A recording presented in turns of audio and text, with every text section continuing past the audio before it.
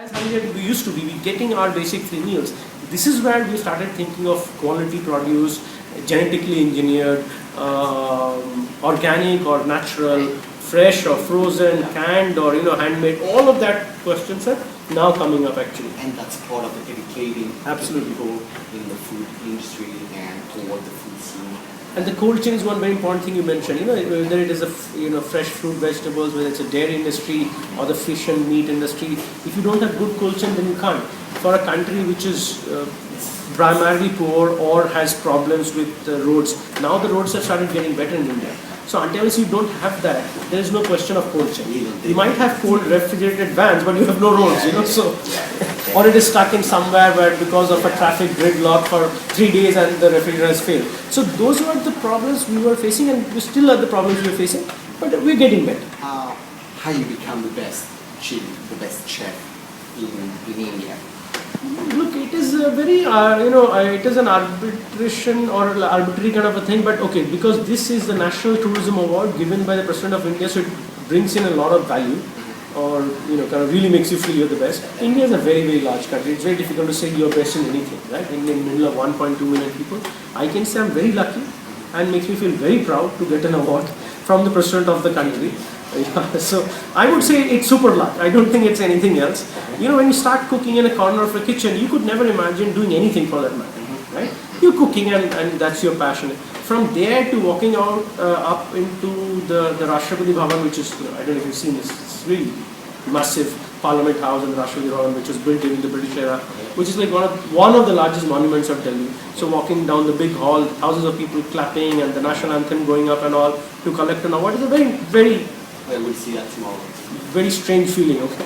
So you could never imagine that. You couldn't even dream of something like this. I for sure didn't. But I think it's good, as in, it would probably be, I never inspired for something like this because I didn't know that something like this existed or is possible, In France, I'm sure they give you the Legion of Honor as the best cook to Joel Robuchon and all of that. But here it doesn't happen. So suddenly when it happened to me, it was more of a surprise than joy. But of course, yes, it's a great sense of achievement, a great pride to be the best in anything in a nation which is that varied, that big, so much talent in everything. But I feel it is primarily not for me. It's the generation after me would probably see the benefit of it because it would probably inspire them now that you know that you can get there, right? So the younger generation, the young chefs or the young students coming out of the culinary school, I think it is more for them. I feel that this award means a lot of value or means or brings in because as a cook, as a chef, you just didn't think that you could also climb and to go to this level. Absolutely. So today people can actually inspire and I hope it will be inspiring. Absolutely. I think that's probably the most or the largest importance of this award in my mind. Have you ever thought about creating, setting a cooking school or something you could transmit?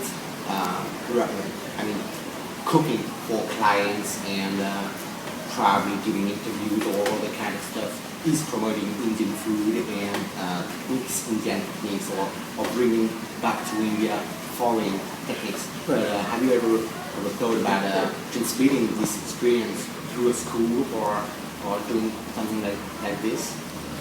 Look, culinary school is something that I've always been dreaming about. I have been running a chef's training program within the restaurants. So I have tied up with a small culinary school at Oscars, which is just next door locality.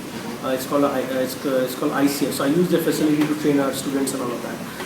I have been in talks with Alma School, which is in Italy. I've been in talks with La Cordon Bleu. I've been in talks with CIA, one of the largest culinary schools from the US. And I definitely for sure want to do that. I for sure don't want to open a restaurant because I know opening a restaurant will be killing the rest 5 years of my life or the next 10 years of my life. Yeah. So for sure, if I have those 10 years, I would want to do something with education and primarily would be to open school that would then create many chefs like myself, inspire younger people, give an opportunity of learning things that you always don't get, or else you have to constantly travel all over the world to do and see all this. So yes, there is definitely, it is on the cards. I have been talking, seeing places, we've even looked at areas for campus and spoken about the cost, because it's a lot of investment to build a good school. And school, if it doesn't have good facility, then there's no point. Then it is just a place for passion, but no facility. So it's nice. Plus, you could make sure that some foreign chefs would come to your school to give masterclass or to speak. look, this is the room that we're sitting here. This particular room, I don't know if you notice, there's a little kitchen at the corner, which is like a domestic kitchen. This I always use for chefs who are traveling.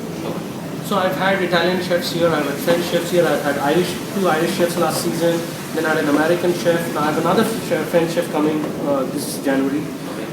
So this room is always used as a chef's expression room. So anytime somebody wants to come in and do a week or a pop-up kitchen or a month or a few months with us, I offer this place. So similarly, when we do a culinary program, I'm sure, because I strongly believe that I might be a very good cook and know how to cook Japanese food or French food or Spanish food because of my travel and exposure, but until you're born in that culture and it runs in your blood, in your DNA, you can't really exactly be reproducing or duplicating the fine nuances of the cuisine.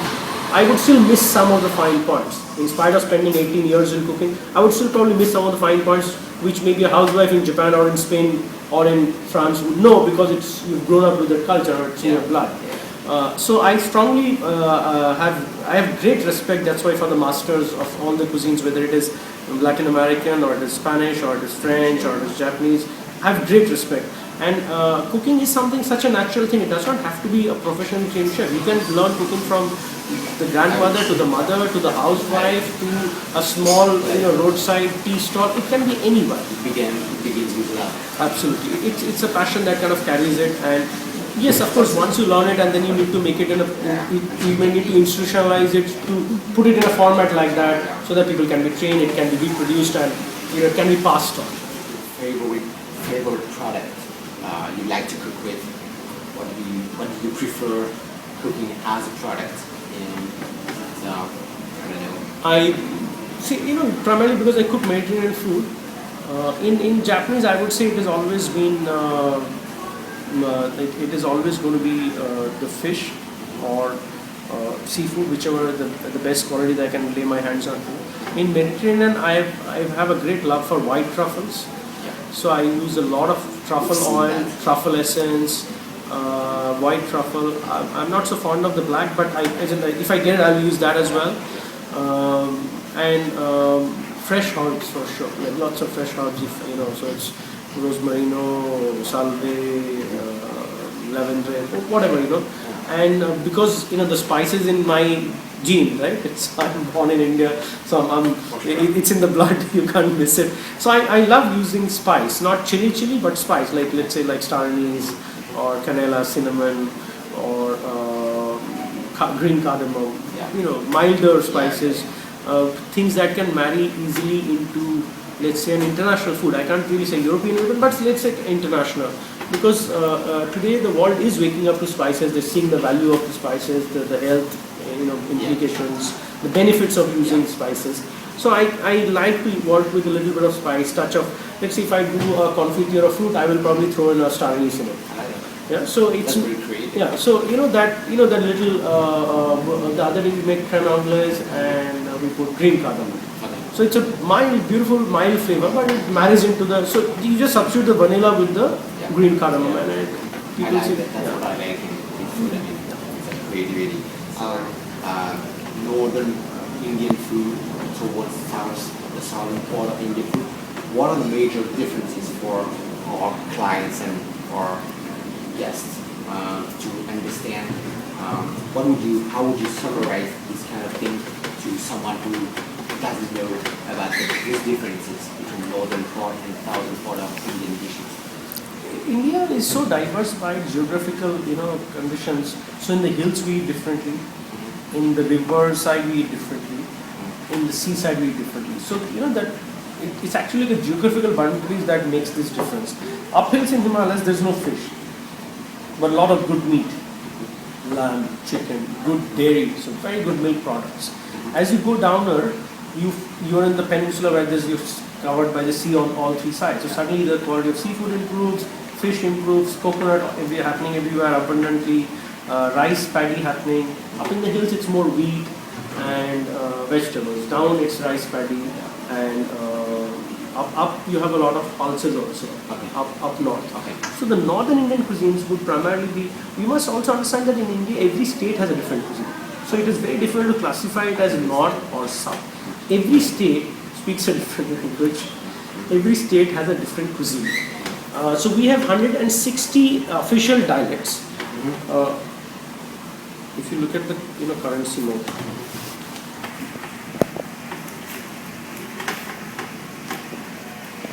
Here? Yeah.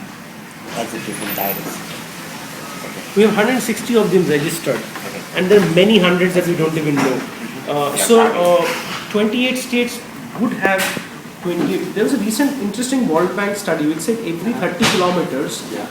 the cuisine changes in India. So India is 2,200 kilometers this way, 2,600 kilometers that way. So if every 30 kilometers the cuisine changes, you can imagine how diverse it can get. Every home has its own spice mix. Every grandmother makes their own dough of chapati, dough of naan. The dal is different. There are registered few hundred recipes of dal, few hundred, like the yellow dal or the kali dal. We just know 2-3, but there will be few hundred of them. The Nawabs and the Maharajas were the wealthy people and still are. So in their homes, the cuisines evolved a lot. So the guy would probably 365 days he would eat a different curry, a different dal, or a different meat preparation. So the cuisines of the Maharajas or the Nawabs in India is so evolved that it is difficult to kind of put them under one classification of whether it is north, south. Also what has happened is they have highly been influenced by the Western influences. So there's Portuguese influence, French influence, English influence. So English was least in food actually. Sorry. Don't quote me on that. You take a good point. Yeah, so it is the French, Portuguese, Spanish.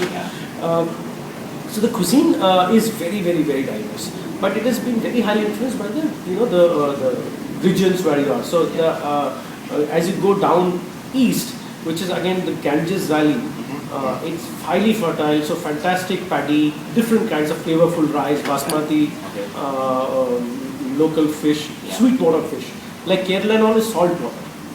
This is all sweet water, like river water, like trout and trout and rohu and katla. So all river water fish has a very different aroma, different taste, different. Then India was also, as in, which is today Bangladesh is a part of India, right? So Bangladesh and a part of Pakistan, which is all part of India basically, also has very interesting cuisines. This is what we call the northwestern frontier. So the Pakistan part of it has fantastic meats, like the best basmati, the best meats, the best kebabs, which is now gone into Pakistan, Lahore, Karachi and all of that. Bangladesh, this side, has mustard, the best mustard oil, best rice paddy again because it's the Ganges Valley. Fantastic sea fish because they are right in the ocean because it's delta.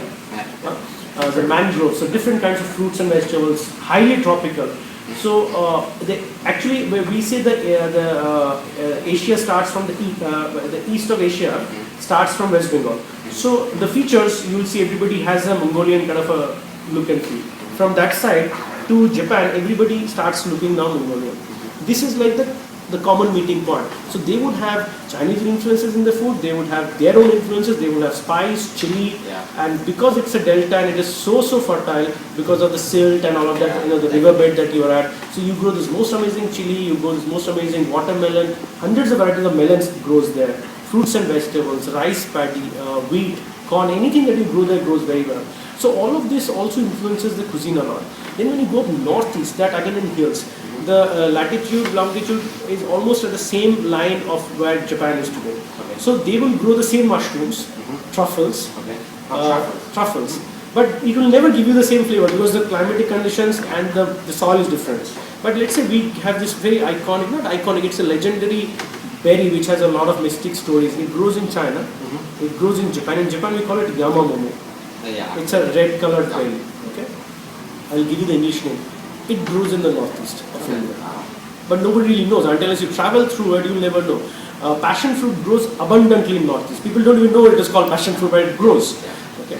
Then it has things like betel leaf, betel nut, lots of strange other hill fruits that grows abundantly in the jungle.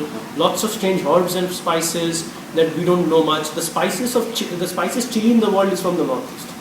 It's called, we call Bhut Chholake, or it's called Naga Chholake. The green or red? It is reddish or red. It is at least 20 times spicier than a habanero. Wow. Habaneros are considered to be the spiciest chilies. If you eat it, it makes you hallucinate. Ah. The capsaicin is so high, it makes you hallucinate. The head starts spinning and then you start hallucinating. And most of the time, people who are not used to handling capsaicin would have to be hospitalized because it chokes their windpipe. Yeah. So it's crazy. So it has strangest of produce that even India we don't know. Forget the rest of the world. But it still has their smoked pork. It has your smoked fish. It does a lot of meat preparation because of the the European influences or the missionaries who have come that side. Down south we have a lot of what we like idli, different kinds of pancakes. They're not so much into bread. There's almost no wheat. Down south as you go down India, there's no wheat. Okay. So up north is naan, chapati, tandoori roti. Down you can scream and die, but there's no roti. Nobody will like, what the hell is a roti? So it's that diverse. A lot of the cuisines post mid part of India starts becoming vegetarian because India has the largest population of vegetarian people in the world because of religious reasons, because of geographical conditions, because of the way they are brought up. Let's say 1.2 million people, there will be 60 million vegetarians in this country. That constitutes a larger part of vegetarian than you have in the rest of the world. So India and down south has the largest vegetarian cuisine of the world. South India has a cuisine, let's say South India, when we say south, it is Kerala, Tamil Nadu, Karnataka, Andhra Pradesh, the 4 large states. Okay? These 4 states together would give you 30 breakfast items. No cuisine in the world has it. No cuisine. We've done research to see, but no cuisine in the world can give you 30 breakfast items. They will give you a pancake. In France, you will eat a lot of croissant. And crepes and diverse. 30 different things that you can eat at breakfast and are all vegetarian. And similarly at lunch and dinner, they will give you another 30 options of food that will all be vegetarian. And when they say vegetarian, which means it has no fish, it has no stock, it has no fumes, nothing, just pure vegetarian. So it's very diverse and complex. I guess the best food experience is to come back and Definitely. come back and travel. On that note, I think we're gonna finish this very interesting and educative interview. We learned so much. Thanks so You're much most for welcome. giving us your time, being absolutely. available for us and make us understand pretty well, I think, how Indian food scene works now. We definitely gonna be back. So drop me an email or something. Let's stay in touch. And when you're back in India, we'd love to welcome you back at our restaurants. And whenever I'm that side, I'll let you know when I'm coming. A great pleasure. Thank you. Thank you very much. Fantastic. Thanks. Thanks a lot.